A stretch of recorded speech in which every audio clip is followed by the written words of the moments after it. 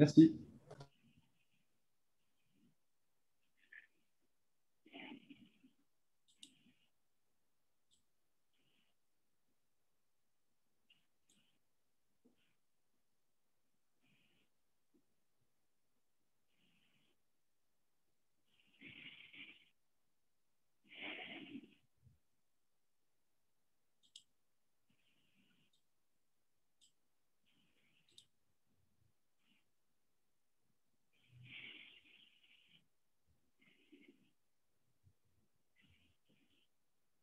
Bonjour au premier arrivé. Bonjour. On va patienter encore quelques secondes avant de commencer.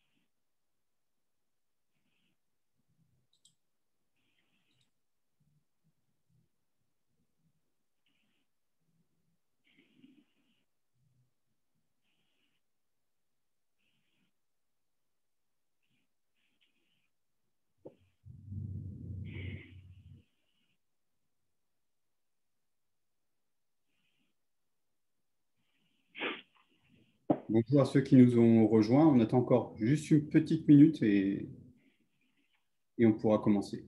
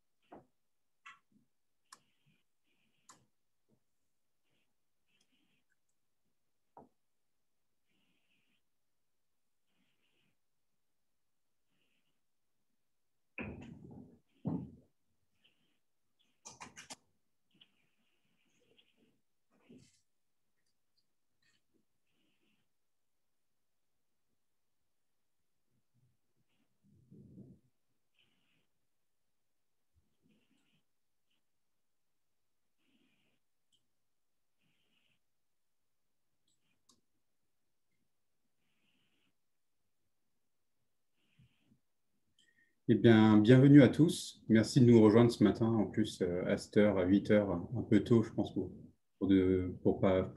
beaucoup d'entre nous. Mais en tout cas, merci d'être au rendez-vous. Avec Marc, on souhaite vous faire du coup un petit webinaire sur l'utilisation du machine learning et la transparence des algorithmes dans le cadre de l'assurance. Et je remercie Marc ainsi que Yolan. Et du coup, je remercie la Société Générale de pouvoir se joindre à nous pour faire cet atelier et vous faire cette petite présentation pendant une quarantaine de minutes. Je vais laisser la parole dans un premier temps à Marc. Je reprendrai la parole dans un second temps sur des use cases. Et bien sûr, alors n'hésitez pas à poser vos questions à travers la discussion. On fera de notre mieux pour y répondre au fil de l'eau ou d'y répondre à la fin. Bien sûr, il y aura, comme tout webinar, une petite séance pour un échange. Et comme on a vraiment 45 minutes, enfin 40 minutes montre en main, bien sûr, si on n'arrive pas à répondre à toutes les questions, vous pourrez nous retrouver par la suite pour continuer à échanger sur ce qu'on va voir ce matin. Je te laisse la parole, Marc. Avec plaisir. Bonjour à tous. Alors, je vais excuser Yolan, il n'a pas pu se joindre à nous ce matin, donc je vais aussi présenter sa partie. Alors, l'idée de ce webinaire ce matin, c'était de discuter avec vous du cadre d'utilisation des algorithmes de machine learning dans un monde assurantiel, c'est-à-dire pour la connaissance client, la tarification ou du suivi de risque. Ce qu'on va voir, c'est que si au premier abord, l'utilisation de ces méthodologies peut paraître complexe, notamment pour des problèmes d'opacité et donc de gestion du risque, l'application de surmodèles de transparence permet assez facilement de contourner ces soucis, voire même d'aller plus loin en permettant de concilier le meilleur des deux mondes. Le deux mondes, c'est-à-dire c'est les approches traditionnelles et ces nouvelles approches de machine learning au travers d'une démarche qui est unique. Alors, pour commencer, dans le premier slide, on a essayé de dresser un panorama entre justement ces approches traditionnelles, c'est-à-dire ici on retient le GLM, donc en gros c'est une approche linéaire principalement, hein, et les approches de machine learning non paramétrique. Alors on précise machine learning non paramétrique puisque dans l'absolu le GLM c'est déjà du machine learning. Ici ce qu'on veut entendre par machine learning c'est les nouvelles approches type Random Forest, XGBoost ou pour ne citer que. Alors, ce slide, il est bien évidemment caricatural parce que dresser un panorama de deux géants que sont les approches de type GLM d'un côté et les approches de machine learning de l'autre en un seul slide, c'est juste impossible. Donc, on va bien évidemment grossir le trait. Mais ce qu'on voulait mettre en avant, c'est les principales forces et faiblesses de ces deux approches et les différences de process qu'on peut noter. Alors, au niveau du GLM, ce qu'on s'est dit avec André, c'est si on veut sortir une force et si on veut sortir une faiblesse, on va dire qu'en termes de force, le GLM, c'est extrêmement robuste et extrêmement transparent. C'est-à-dire que par construction, lorsque je vais faire tourner un GLM, je vais avoir tout un ensemble de tests statistiques qui, à la sortie, vont me permettre de juger de la robustesse des paramètres et de leur stabilité. Donc, c'est extrêmement plaisant à utiliser et à mettre en production parce qu'on est assez serein lorsqu'on va s'en servir. Par contre, en principale faiblesse qu'on va pouvoir noter, c'est que il va y avoir un certain souci, on va dire, d'underfitting, c'est-à-dire qu'on ne va capter que les formes linéaires, donc on ne va pouvoir capter facilement qu'une seule partie du message. Et donc, on aura peut-être un petit peu de mal à atteindre les niveaux de performance que l'on peut obtenir lorsqu'on va appliquer du machine learning. Pourquoi? Parce que le machine learning n'a pas cette limitation. Il va détecter par lui-même en fait la plupart des tendances qu'il peut y avoir dans la cible à prédire, et ils vont avoir une capacité à augmenter leur degré de complexité en fonction de la complexité du problème. Donc ça, c'est leur force, mais c'est également leur faiblesse, puisque en augmentant ce degré de complexité, on va arriver rapidement sur des modèles qui sont extrêmement paramétrés, donc peu interprétables, opaques, et donc qui vont réellement s'offrir d'une problématique de transparence. Il va se poser la question de est-ce que je peux réellement, dans une problématique actuarielle, déployer ce genre de modèle, j'ai envie de dire un petit peu les yeux fermés. Si on regarde le process, alors encore une fois, on a grossi le trait, puisque c'est extrêmement synthétisé, hein, mais à première vue, on se dit que bon, les deux process déjà sont à peu près similaires hein, lorsqu'on va déployer un GLM ou un algorithme de machine learning, c'est-à-dire qu'on n'est pas face à une approche vraiment traditionnelle et puis une autre approche dans laquelle je prends toutes mes données, je les mets dans un gros dataset, j'appuie sur un bouton, je fais de l'auto-ML et puis voilà, c'est magique, tout fonctionne comme il faut.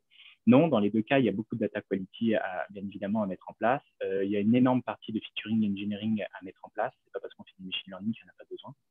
Par contre, il y a une petite étape un peu spécifique qui va apparaître dans le GM qu'on n'a pas forcément dans le cas du machine learning. C'est toutes ces statistiques que l'on va mettre en place pour essayer de détecter en amont de la construction du GLM, enfin l'entraînement du GLM, détecter toutes les formes non linéaires. Pourquoi? Parce que comme le GLM a du mal à les capter, souvent ce qu'on va chercher à faire, c'est les capter par nous-mêmes et ensuite, via du featuring engineering, modifier notre base d'apprentissage pour introduire déjà ces non-linéarités. Donc, si on grossit le trait, c'est-à-dire que si on s'aperçoit que finalement, le lien entre x et y, c'est pas réellement ça, mais c'est plutôt du x carré, par exemple, par rapport à du y, on va introduire naturellement le x carré dans le training set pour le GLM pour qu'il puisse le capter.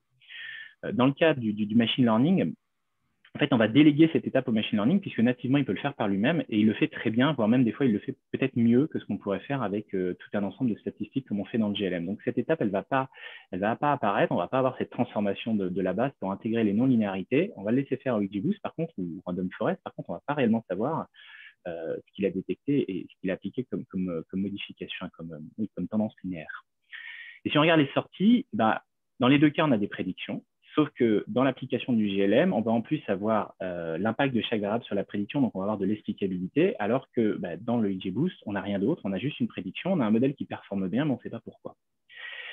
Du coup, la question qu'on s'est posée, c'est bon, est-ce que c'est embêtant cette problématique de transparence? Est-ce qu'on peut mettre en production des modèles qui souffrent d'une faiblesse d'explicabilité? Alors, ça, c'est le point qu'on va aborder dans le slide suivant. Et bien évidemment que oui, pour nous, actuaires, mettre en production des modèles qui sont opaques, c'est juste impensable. Donc, on va passer très rapidement sur ce slide, juste en 2-3 phrases.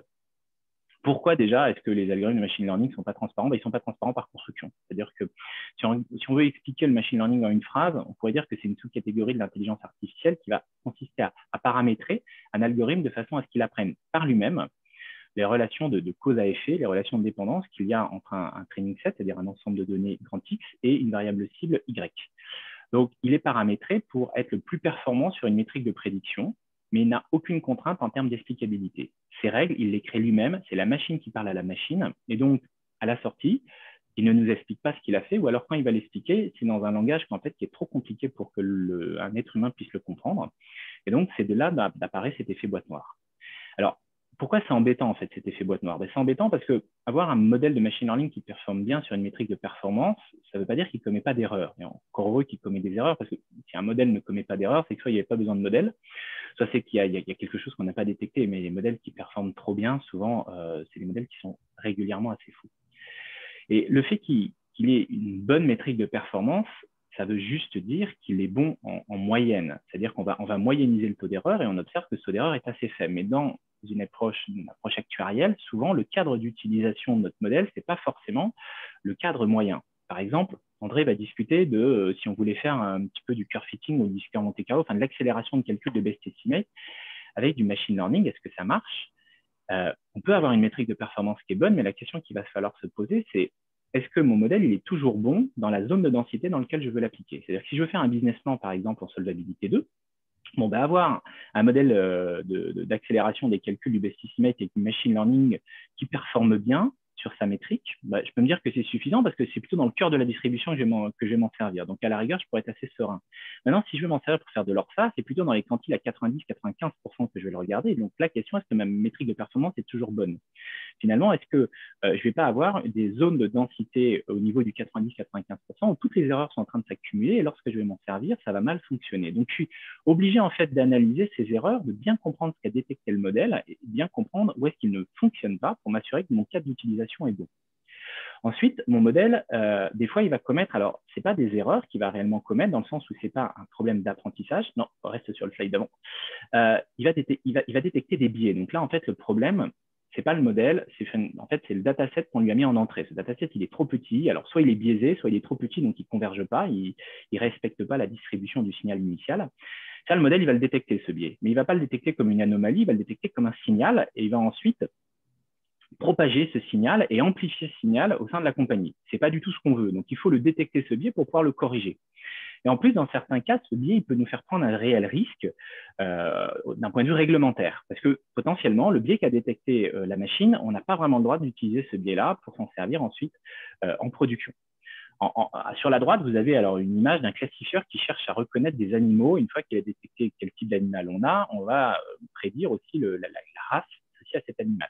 Donc ici, il a détecté que c'était un chien et il a même détecté que c'était un dalmatien. Alors c'est très bien, il ne nous a pas dit que c'était un lion ou que c'était un chat.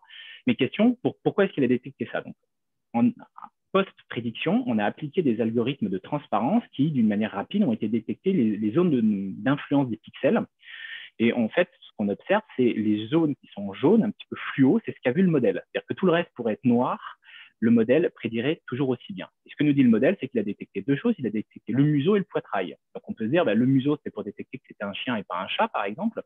Et le poitrail, c'est ce qui lui a permis de dire, c'est pas un chihuahua, c'est plutôt un dalmatien, parce qu'il y a des zones avec des petites taches noires qui apparaissent. OK, donc ça, c'est cool, ça marche bien. Supposons que maintenant, on va faire par exemple, de la captation de vidéo pour de la déclaration de sinistre. C'est assez à la mode, par exemple, sur pas mal d'insurtech. Et on veut apprendre à un algorithme à reconnaître les déclarations frauduleuses.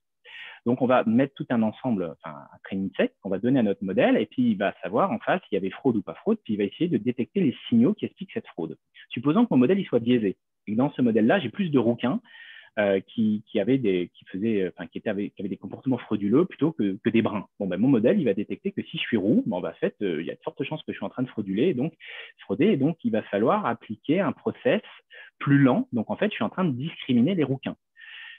c'est totalement illégal. Alors, vous voyez bien que des fois, ça ne va pas être aucun et ça peut faire la une de la presse parce que finalement, sans qu'on le veuille et sans que le modèle non plus ne le veuille, on a détecté des choses qu'il ne fallait surtout pas appliquer et qui sont complètement fausses. Donc, on voit bien que performer bien, c'est bien, mais derrière, dans une utilisation actuarielle, il va falloir creuser et il va falloir comprendre pourquoi ça performe bien et qu'est-ce qu'il a compris. Alors, justement, André, tu peux, nickel, passer au slide d'après. Est-ce que c'est simple de mesurer, de travailler la transparence d'un algorithme de machine learning? Alors, malheureusement, non. Non, et pourquoi? Parce que c'est un problème qui est protéiforme, c'est-à-dire qu'il y a vraiment différentes façons de travailler et d'interpréter un modèle de machine learning. Déjà, la première question qu'on va se poser, c'est quoi la définition de l'interprétabilité? Qu'est-ce qu'on cherche à comprendre en fait? Est-ce que c'est la construction du modèle? Est-ce que c'est le fonctionnement du modèle? Est-ce que ce sont les données qu'il y a derrière? Donc finalement, est-ce que c'est réellement la relation entre X et Y et non pas ce qui a capté mon modèle? Donc déjà, je vais me positionner à différents endroits. Ensuite, c'est quoi une explication? Qu'est-ce que j'attends? Est-ce que j'attends des graphiques? Est-ce que j'attends des poids? Est-ce que j'attends des règles via un système expert? Et en fonction de ce que je veux avoir, j'aurai des méthodologies différentes à appliquer. Ensuite, ça veut dire quoi explicable pour un être humain? Si je prends des règles ou un système linéaire, on va me dire c'est explicable. Mais lorsque je vais augmenter le nombre de règles ou le nombre de variables explicatives, est-ce qu'il ne va pas y avoir un moment où je vais dire mais en fait, je ne comprends plus rien, le problème est trop riche, trop complexe, et donc c'est plus explicable. Et en introduisant en fait cette notion-là, on commence à introduire la notion du compromis entre la simplicité et la fidélité. C'est-à-dire que, par exemple, supposons qu'on cherche, on a entraîné un XGBoost pour prédire une tâche, un classifieur par exemple, il performe bien et à la sortie, on pourrait synthétiser en fait ce XGBoost comme un énorme arbre qui contient des dizaines de millions de règles peu compréhensibles par un humain. Et on veut simplifier ce modèle pour le comprendre et on va appliquer à la sortie, on va l'expliquer via un arbre très simple qui va contenir une dizaine de règles. Une dizaine de règles, c'est bien, c'est compréhensible. Par contre, est-ce qu'on peut dire que passer de dizaines de millions de règles à une dizaine de règles, est-ce qu'on considère qu'on n'a pas complètement biaisé en fait le message initial et que finalement on est en train d'expliquer tout sauf notre modèle initial? Personnellement, je pense que oui. Donc, ça veut dire qu'il va falloir augmenter la complexité de notre arbre de transparence, on va dire. Mais petit à petit, plus on va l'expliquer, plus on va réduire le problème de fidélité. On va tendre en fait vers le signal, vraiment vers le modèle qu'on cherche à expliquer. Mais au bout d'un moment, même mon arbre de transparence va devenir trop compliqué, donc je n'arriverai plus à l'interpréter. Donc, on voit bien aussi que cas par cas, compagnie par compagnie, utilisateur par utilisateur, je vais devoir utiliser différentes stratégies, différents modèles. Et c'est quelque chose qui est très différent des approches traditionnelles qu'on fait en actuariat. Typiquement, quand je veux m'assurer qu'un générateur de scénario économique est market consistant, j'ai une règle à vérifier. Je sais que la valeur actualisée des flux de trésorerie futurs, normalement, ça doit être une martingale. Donc, je sais que je vais devoir retrouver des prix en niveau, en volatilité. Et si je suis proche de zéro, c'est que c'est bon. Si sur certaines maturités, je suis loin de zéro, c'est que je sais que j'ai des zones qui sont mauvaises. Donc, il ne faudra pas que j'utilise à cet endroit-là. Mais on est presque dans des problèmes qui sont fermés. Dans de la transparence, en fait, on va être sur quelque chose qui est beaucoup plus vaste et qui va être compliqué. Ça sera compliqué de savoir si on a réellement effectué notre transparence. Du coup, est-ce qu'il faut le faire? Parce que c'est un problème qui est vraiment complexe. Oui, on pense qu'il faut le faire. Reste une minute encore sur ce slide-là. On pense qu'il faut le faire parce que ça va nous apporter énormément d'informations. Ça va casser ce côté risqué en fait, de déployer des algorithmes de machine learning. Et même, on va aller plus loin puisqu'on va mieux comprendre en fait, notre risque et on va pouvoir s'en servir pour faire plein d'autres choses. Alors, les principaux messages qu'on peut détecter lorsqu'on va appliquer de la transparence, on ne va pas rentrer aujourd'hui dans les algorithmes de transparence. On avait fait une présentation à 100% Data Science il y a un an et demi, où on faisait un panorama de principaux modèles. On a prévu avec André de refaire un webinaire à la rentrée, on va rentrer dans le détail. Donc, ici, on va juste regarder les avantages de l'application de ces méthodes, mais sans rentrer dans le détail de ces méthodes. Mais ces méthodes, elles peuvent s'appliquer à un niveau global ou à un niveau local. À un niveau global, elles vont principalement m'apporter deux avantages. Un, elles vont me mettre en évidence les variables d'importance. Et avec ça, je vais pouvoir réduire potentiellement la complexité de mon modèle pour réduire le risque opérationnel lorsque je vais mettre, par exemple, en production. Aussi, elles vont me mettre en exergue ce que le modèle a détecté comme zone de non-linéarité. Et je sens bien qu'avec ça, je vais gagner en connaissance sur mon signal et donc potentiellement, je vais pouvoir réutiliser cette information à l'intérieur de mon GLM. Et puis, elles vont aussi travailler au niveau local. Donc, au niveau local, c'est plus le fonctionnement général du modèle que je cherche à comprendre, mais c'est prédiction par prédiction ce qui s'est passé. Et ça va m'expliquer pourquoi est-ce qu'un individu 1 a un ranking différent d'un individu 2. Et donc, ça va rassurer l'utilisateur sur la pertinence du modèle et ça va permettre une meilleure utilisation du modèle au sein de la compagnie. Alors, on va rentrer rapidement dans le détail avant que je laisse la main à André sur justement ces 3 items. Il faut voir aussi que souvent le diable est dans le détail et qu'il faut faire attention aussi sur les messages qu'on va avoir. Alors, premier point, permet de minimiser le nombre de variables lors de l'industrialisation. Souvent, lorsqu'on applique des algorithmes de transparence, on va voir ce qu'on appelle l'importance des variables qui va sortir. Donc, l'importance des variables, c'est quoi? C'est un ranking. On va ordonner, l'algorithme de transparence va ordonner les variables par niveau d'importance. Ce qu'on appelle importance, c'est finalement quel poids, en moyenne, ont eu ces différentes variables dans ma tâche de prédiction. Alors, quand c'est de la classification, c'est à quel point ma variable elle a été utilisée pour améliorer l'entropie, ou dans certains cas, c'est même à quel point ma variable est intervenue pour construire cette valeur de prédiction. Donc, c'est intéressant parce que finalement, potentiellement, mon modèle, cet algorithme, il va me dire, tu n'as pas forcément besoin de 500 ou 600 variables. Peut-être qu'avec 20 ou 30 variables, tu as exactement la même chose. Je t'indique ces 30 variables, réentraîne ton modèle avec ces 30 variables et puis mets en production potentiellement juste avec ce tout petit dataset. Ce qui fait qu'en termes de data quality, c'est beaucoup plus simple. En termes de risque opérationnel, c'est beaucoup plus simple parce que gérer 30 variables, c'est quand même beaucoup plus simple que gérer 600 variables. Mais attention, il faut vraiment faire attention au message qui va en sortir parce qu'encore une fois, c'est un message moyen. C'est en moyenne comment ma variable a été utilisée. Donc, c'est finalement le croisement entre deux choses. C'est quel a été l'impact de chacune de mes variables dans l'utilisation de mon modèle multiplié par la fréquence d'utilisation et donc d'apparition de cette variable-là. Si j'ai une variable qui est extrêmement importante lorsqu'elle apparaît, mais elle apparaît peu de fois, elle a peu de chances d'être présente dans mes variables d'importance. Question, le cadre d'utilisation de mon modèle, est-ce qu'il ne va pas venir perturber en fait cette fréquence? On ne travaille jamais en espérance, on travaille souvent en espérance conditionnelle. Et ce conditionnement qu'on va appliquer, est-ce qu'il ne va pas changer la fréquence? L'exemple que vous voyez là, c'est un modèle de prédiction qu'on avait mis pour un contrat d'assurance affinitaire sur du retard d'avion. Donc là, ce qu'on devait prédire, c'est est-ce qu'un avion va être en retard, donc au décollage. Donc, on avait pris tout un ensemble d'informations, d'historiques de retard de compagnies aériennes, d'informations sur les différents aéroports, d'informations sur les jours, les grèves, les vacances, la météo, etc. Et on a entraîné notre modèle. Et puis, on sort les variables d'importance et on voit qu'il y a une variable tout en bas qui est à hauteur de la neige, qui ne semble pas du tout importante pour le modèle. Par contre, quand on fait un zoom et qu'on regarde qu'est-ce qui se passe quand on a 0, 2 ou 4 cm de neige sur la piste, on s'aperçoit que à 4 cm, j'ai une augmentation de 50% quasiment de la prédiction, enfin de la probabilité d'avoir un retard au décollage. Donc, c'est quasiment sûr en fait que j'aurai un retard au décollage. Donc, mon modèle me dit que la neige, elle n'est pas importante. Pourquoi? Parce que mon modèle, je l'ai entraîné sur toute une année. Donc déjà, à part l'hiver, il y a peu de neige en France. Ensuite, je l'ai entraîné sur des aéroports sur toute la France, dans le Midi, dans le Sud-Ouest, il n'y a quasiment jamais de neige. Donc, il dit, finalement, la neige, je l'ai vue assez rarement. Question, quand est-ce que je vais utiliser mon modèle? Si je veux utiliser mon modèle dans le nord de la France pendant les fêtes de fin d'année, potentiellement, la probabilité qu'il neige, elle devient beaucoup plus forte. Et donc, enlever cette variable de mon modèle, ça serait extrêmement dangereux et mon modèle serait moins performant dans cette période-là. Donc, avoir une information sur quelles sont les variables d'importance, c'est intéressant parce que ça permet de simplifier le modèle, mais il faudra surtout s'intéresser sur, dans le cadre d'utilisation que je vais avoir derrière, est-ce que je dois vraiment le simplifier ou pas? Ensuite, la deuxième information que je peux avoir, alors je vais travailler sur la transparence au niveau global, c'est dans le slide d'après, André, s'il te plaît. C'est Excuse-moi. Il n'y a pas de souci. C'est justement les formes non linéaires qui ont détecté le modèle. C'est-à-dire qu'on dit que Random Forest et JBoost, ils sont plus performants que le GLM parce qu'ils arrivent nativement à capter des formes non linéaires. Le problème, ces formes non linéaires, ils vont s'en servir pour la prédiction, mais ils vont le garder pour eux. À aucun moment, ils vont nous expliciter ce qu'ils ont détecté. Les algorithmes de transparence, eux, ils vont intervenir pour le forcer un petit peu justement à nous exprimer, à nous montrer ces zones de non-linéarité qui ont été détectées. Donc là, typiquement, sur le graphique, vous voyez que la variable 1, elle a un impact qui est quasi linéaire sur ma variable à prédire, sauf qu'entre 2500 et 5000, on voit clairement qu'il y a une forme polynomiale qui est en train d'apparaître.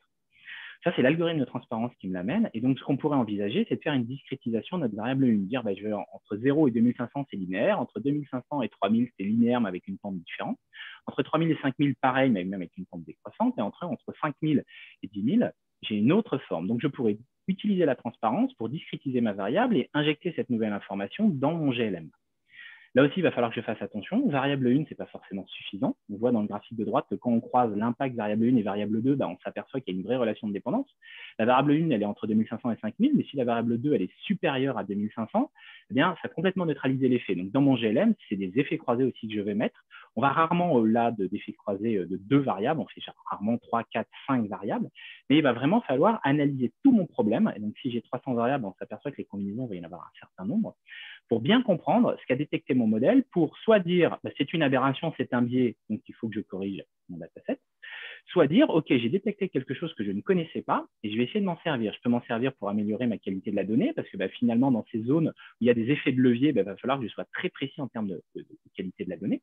Ou alors, je peux m'en servir pour dire je reprends mon approche par GLM, sauf que cette fois-ci, l'étape, je cherche par des analyses statistiques les formes de non-linéarité. Eh bien, je viens l'améliorer grâce aux informations que j'ai eues à l'intérieur de mon modèle de machine learning. Dernier exemple qu'on voulait mettre en place, puis après André va reprendre en fait ces différents principes, mais dans 2 cadres concrets du début jusqu'à la fin, c'est la transparence au niveau local. Donc au niveau local, ça va expliquer prédiction par prédiction. Pourquoi est-ce que mon modèle a dit que ça vaut 0,8 pour le premier client et que ça vaut 0,5 pour le deuxième? Pourquoi il y a un tel écart entre le niveau de base, qui est la courbe en rouge sur le graphique en bas, et le niveau noir, qui est la prédiction du modèle? Quel est l'impact et le poids de chacune des variables? Donc ça, c'est important parce que ça permet de rassurer l'utilisateur sur la pertinence du modèle et au passage, ça permet aussi, lorsqu'on utilise des modèles de machine learning sur les plateformes téléphoniques, les conseillers sont extrêmement friands de ce genre d'informations parce que ça les permet de se rassurer avant de faire un appel téléphonique que ce qui a été prédit par le modèle est cohérent avec ce qui est observé sur le CRM. Mais ça permet aussi d'aller beaucoup plus loin parce que finalement, lorsque j'ai ça, je vais pouvoir faire du clustering d'individus par niveau de risque, mais aussi par source de risque. C'est-à-dire que je vais pas faire du regroupement d'individus uniquement par leur niveau de risque, parce que 2 individus peuvent avoir le même niveau de risque, mais pour des raisons qui sont franchement différentes. Et donc, si je veux mettre en place derrière un processus de gestion du risque, il va être peu opérationnel parce que ce n'est pas la même source de risque qu'il faut que je neutralise. Là, il y a mes variables d'importance. Il y a par exemple un algorithme comme Shapley qui va en plus, quand il me fait ma décomposition, la somme est égale exactement à ma prédiction. Donc, je sais que quand je vais faire du clustering sur mes variables de Shapley, je vais bien agréger entre eux des gens qui ont des niveaux élevés ou des niveaux qui sont faibles. Donc, on ne va pas mélanger des profils élevés avec des profils peu dangereux. Mais surtout, je vais agréger des gens qui ont les mêmes variables explicatives, les mêmes variables d'importance. Et donc, derrière, d'un point de vue commercial, ça me permet de faire des accroches commerciales pour dire tel individu, on pense qu'il est intéressé par une MRH pour telle raison. Donc, les premières phrases qu'on peut lui dire lorsqu'on va rentrer en contact avec lui, il faut plutôt les axer justement sur tel signal. Mais aussi, dans une vision gestion du risque, ça me permet d'adapter, de faire presque du sur-mesure ou du moins de commencer à discrétiser ma gestion de mon risque parce que j'ai une meilleure connaissance de mes personnes et de leur profil. Et donc, in fine, si on reprend notre graphique du début, notre process initial, André, s'il te plaît, c'est sur le slide d'après, nickel. Voilà. En fait, on peut reprendre notre process et c'est là où on arrive sur quelque chose où on va un petit peu unifier, on va mélanger les 2 approches. C'est-à-dire qu'on ne change pas le process GLM. Au niveau du process machine learning, ce qu'on dit, c'est qu'une fois qu'on a fait la prédiction, on va rajouter notre surmodèle d'analyse de transparence. Ça va me donner quoi? Ça va me donner une base de connaissances complémentaires. C'est ça principalement qu'on va avoir grâce à la transparence, c'est qu'on va avoir des nouvelles données, une nouvelle connaissance. En fait, on fait de l'analyse statistique. Prédire bien, ce n'est pas forcément notre idéal. On veut bien prédire, mais aussi on veut gagner, à monter en connaissance sur la compréhension de notre risque. Et une fois qu'on a ça, on va pouvoir l'utiliser à plein d'endroits. On va pouvoir, par exemple, dans un premier temps, s'en servir pour simplifier les modèles de machine learning qu'on va mettre en place. Parce qu'encore une fois, industrialiser des modèles avec des centaines de variables à l'intérieur, c'est relativement risqué. Donc, on peut essayer de réduire pour prendre le meilleur, quitte à dire je serai un peu moins performant, mais je serai plus robuste. La deuxième chose, c'est qu'on gagne en connaissance sur notre processus de data quality et de featuring engineering. Et ça va s'appliquer, que ce soit sur une approche GLM ou sur une approche de machine learning. Donc, je vais pouvoir utiliser cette nouvelle connaissance pour mieux monitorer mon risque. Et enfin, la troisième chose, je peux très bien dire, j'ai entraîné un modèle de machine learning, il m'a détecté des signaux non linéaires. Via la transparence, je les ai bien détectés, bien compris. Et je vais les injecter dans mon processus de création de nouvelles variables non linéaires pour mon GLM. Donc, en fait, finalement, je vais envoyer ce signal dans mon GLM.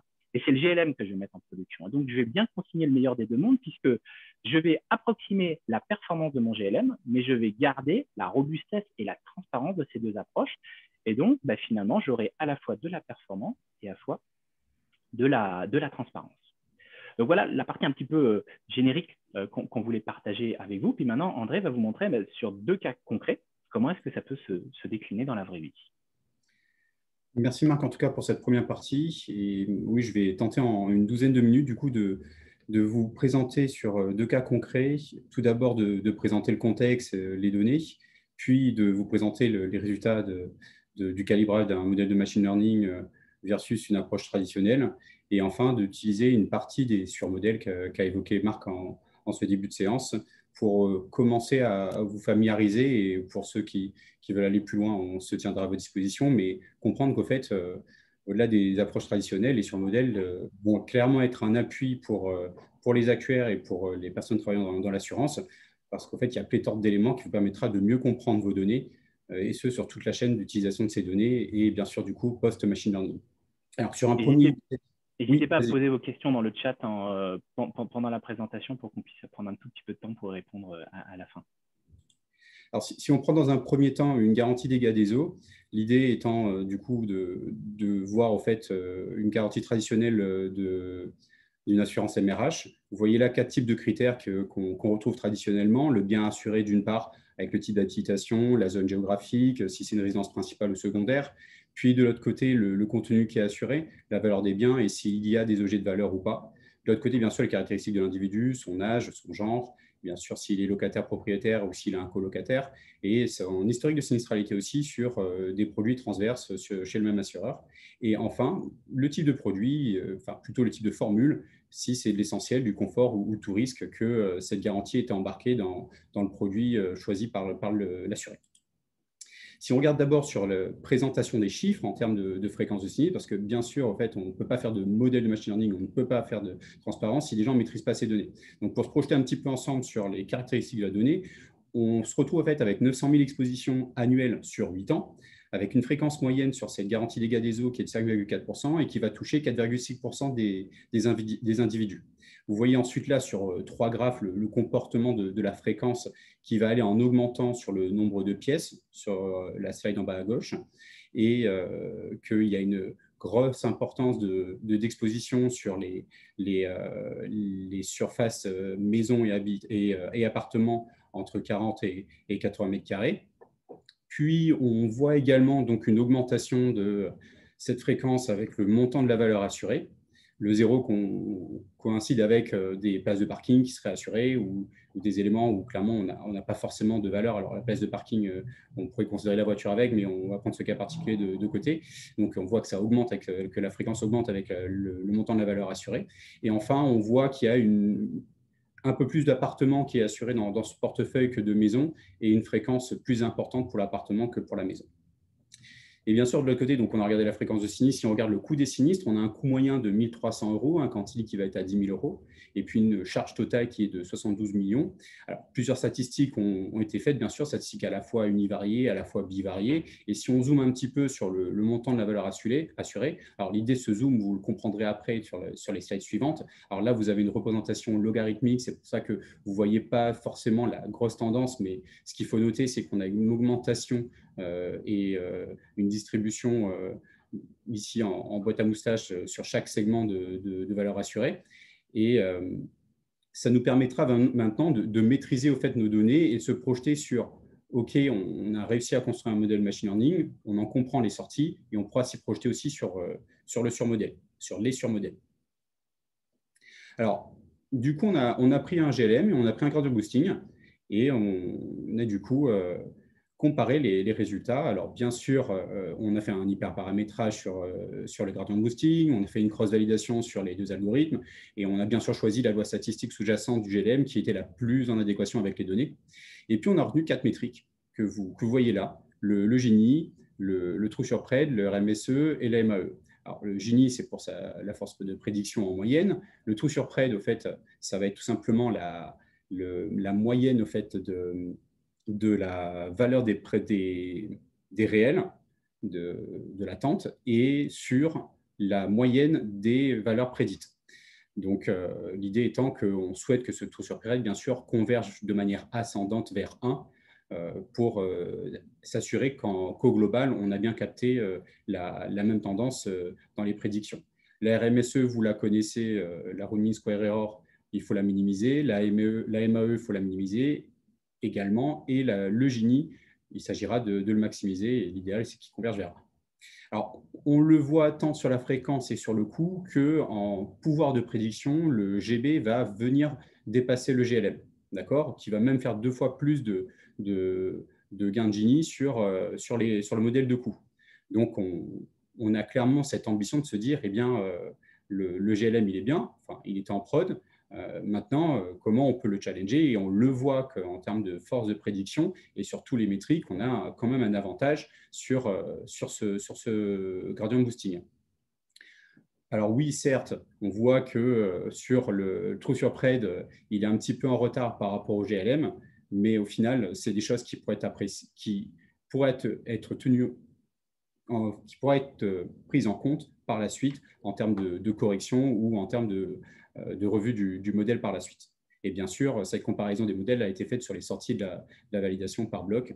Alors, peut-être pour certains, c'est beaucoup d'informations de manière très, très synthétique, mais l'idée, c'est juste là aujourd'hui de vous illustrer qu'on peut, dès maintenant, d'ores et déjà, au fait, challenger le GLM et on va vous montrer maintenant comment on peut ouvrir le capot et comprendre ce qui s'est passé sur ce gradient boosting.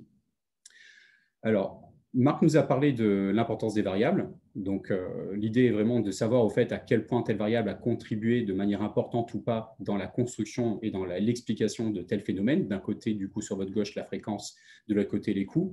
On va retrouver dans le top 5, au fait, un top 5 qui va être en partie commun entre la fréquence et le coût, mais on va regarder aussi que l'importance des variables n'est pas du tout dans le même ordre. Et on peut retrouver un historique de consommation de sinistres sur les dommages aux biens qui va apporter sur la fréquence et qui ne va pas se retrouver sur les coûts. D'accord? Donc, c'est une des premières choses à faire. Et on va se permettre du coup maintenant de zoomer de plus en plus au fait sur ce top 5 de variables. Alors, ça peut être aussi le top 10.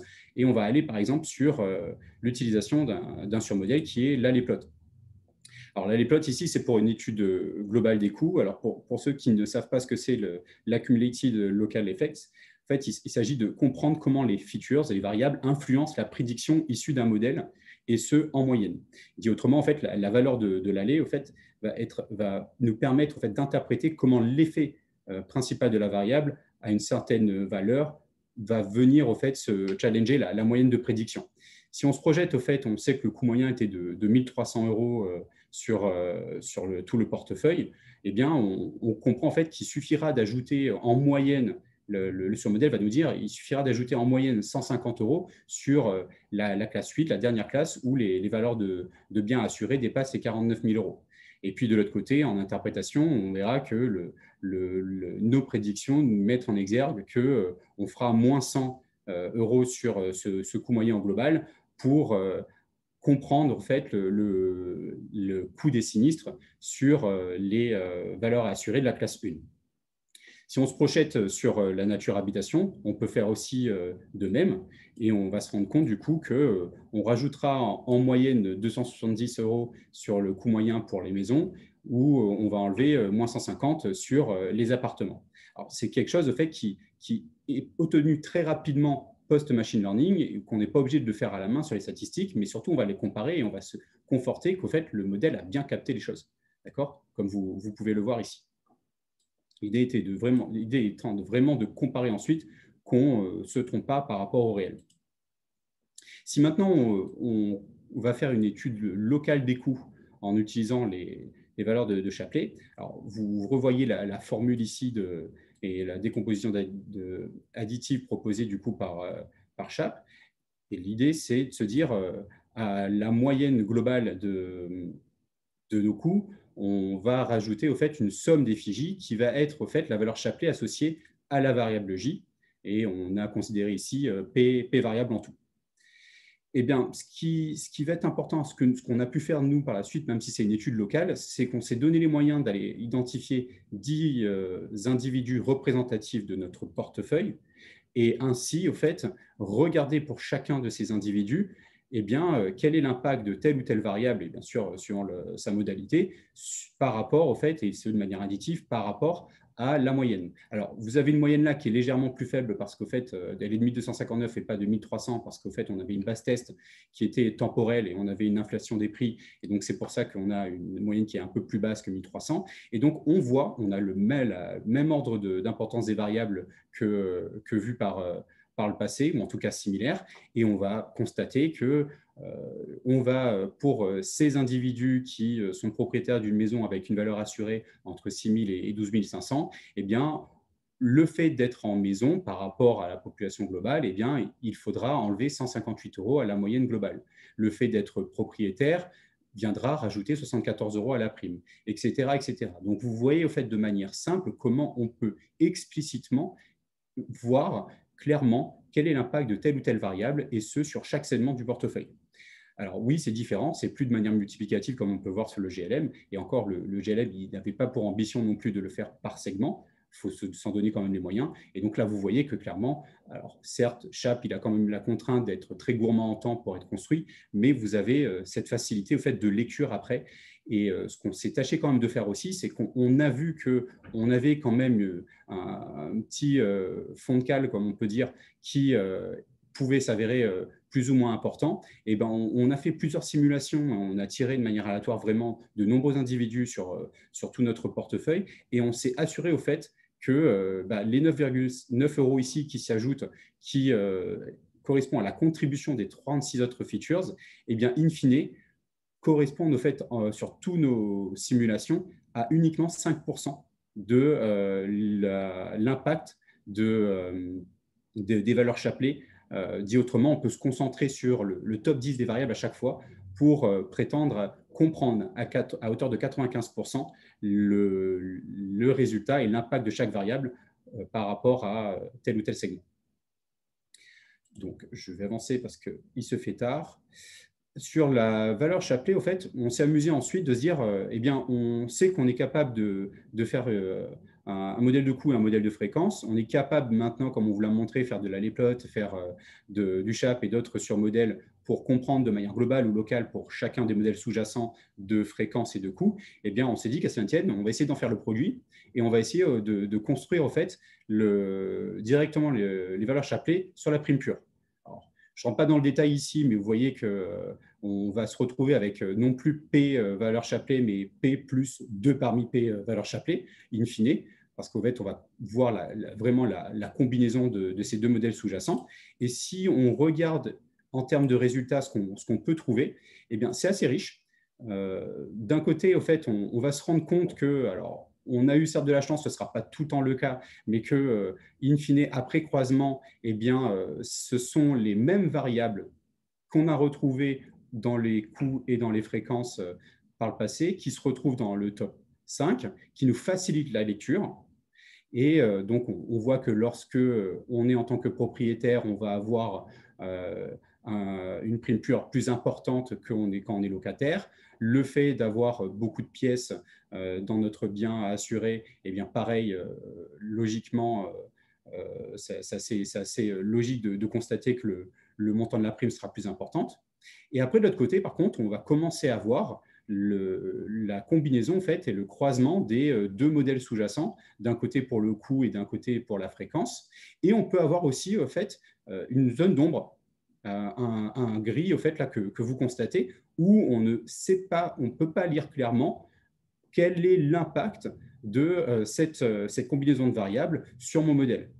Et au fait, cela s'explique tout simplement par le fait que le modèle de coût et le modèle de fréquence par le passé vont avoir au fait une tendance opposée à augmenter d'un côté la prime moyenne et diminuer respectivement de l'autre pour la fréquence cette moyenne. C'est pour ça au fait qu'on peut avoir in fine sur la combinaison des deux modèles ces zones d'ombre. Et donc, on pourrait avoir comme logique de se dire, je vais regarder la prime pure, ça me permettra de me conforter et d'avoir une meilleure explicabilité très rapidement. Mais en revanche, je vais zoomer ensuite et je vais regarder les valeurs Chapelet sur mes deux modèles sous-jacents. Bien sûr, si j'ai construit ces deux modèles sous-jacents et que je n'ai pas fait l'explication de la prime directement, si je n'ai pas construit un modèle pour la prime directement, pour du coup comprendre ce qui s'est passé derrière.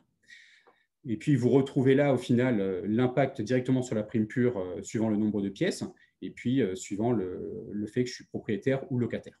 Alors, je passe très vite sur ces éléments. Je vais prendre le challenge en 2 minutes de vous expliquer ce qu'on a pu faire aussi sur…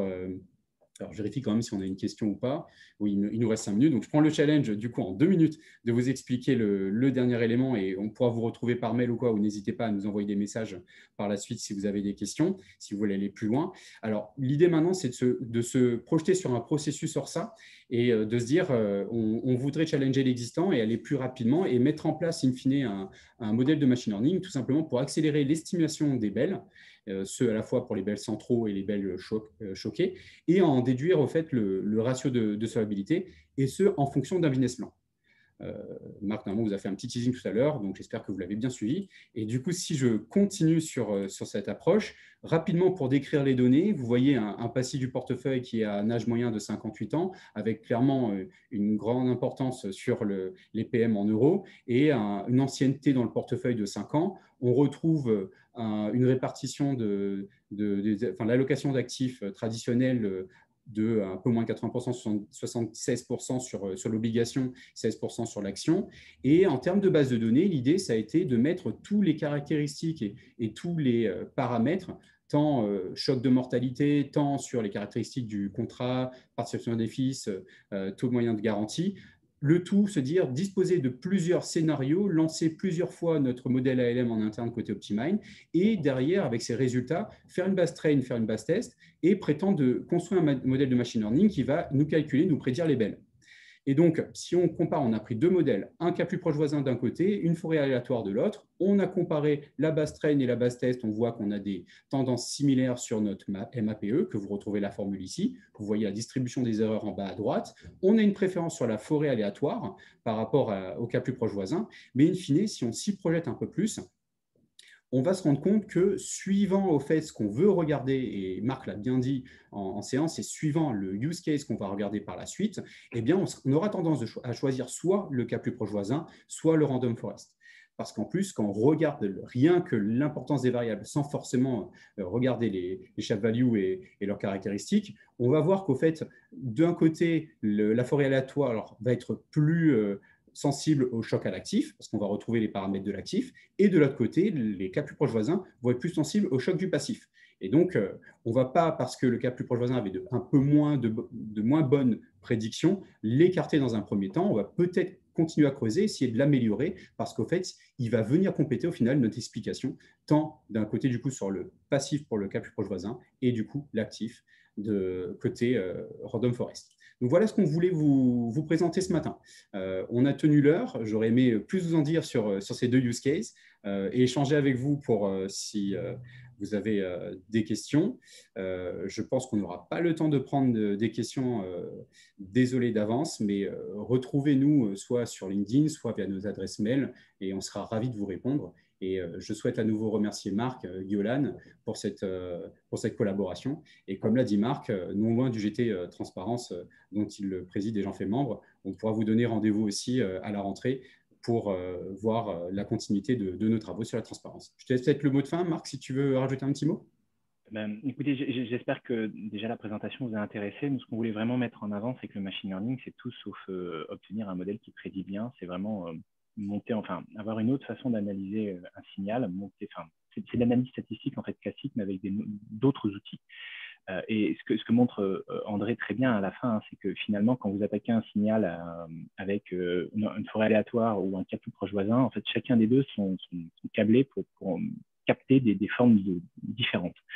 Donc, ça ne veut pas forcément dire qu'ils sont en train de se contredire ou qu'il y en a un qui a raison et qu'il y en a un autre qui a faux. Ça veut juste dire que chacun nous apporte une nouvelle source d'informations et qu'ensuite, il va falloir les mixer pour essayer d'obtenir le meilleur. Et là, clairement, on est à des années-lumière de machine learning classique. On fait pour nous, en fait, vraiment de l'actuariat standard en disant j'ai X, j'ai Y, je veux vraiment comprendre ce qui se passe à l'intérieur et être de plus en plus fin dans la connaissance et la gestion de mon risque. Donc, en 45 minutes, c'était un peu court, mais on pense qu'à la rentrée, on essaiera de voir avec l'Institut si on peut pas refaire un webinaire sur le sujet. Il y a énormément de choses encore à appliquer et pour démystifier le machine learning et voir que ça a toute sa place dans les études quotidiennes des actuaires. Je vous souhaite à tous une excellente journée. Et puis, je pense que ça va être la fin C'est ça. pour ce webinaire. Et merci à Samuel et à Benoît pour la logistique et pour l'organisation de ces beaux webinaires pour ces 2 journées.